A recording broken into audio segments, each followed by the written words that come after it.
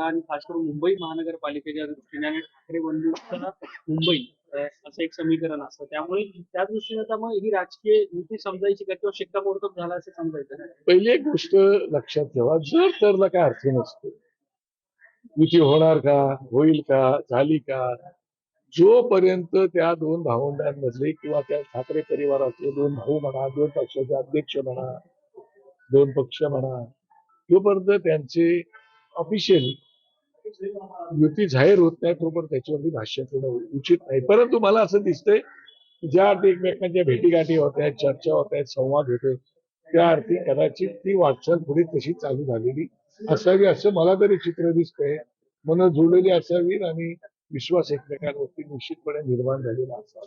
भाजप टीका करताय की दोन्ही ठाकरे बंधू एकत्र आले तरी त्याचा काही फरक पडणार नाही.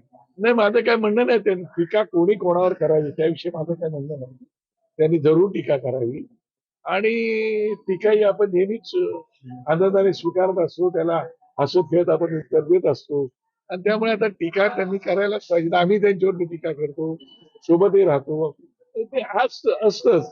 तरी सुद्धा मला पूर्ण कल्पना आहे की ठाकरे परिवारावरती महाराष्ट्र प्रेम करतो, मराठी माणूस प्रेम करतो आणि निश्चित ठाकरे परिवार हा, तुम्ही काही बोला नका बोलू, ब्रँड मी काही शब्द वापरत नाही, पण ठाकरे परिवारावरती लोकांचं प्रेम आहे. महाराष्ट्रातल्या केवळ मराठी नाही, इतर भाषिकांचं सुद्धा आणि ठाकरे परिवाराचं सुद्धा लोकांवरती प्रेम सर, सवाल ये है कि अभी जिस तरह से दो भाई साथ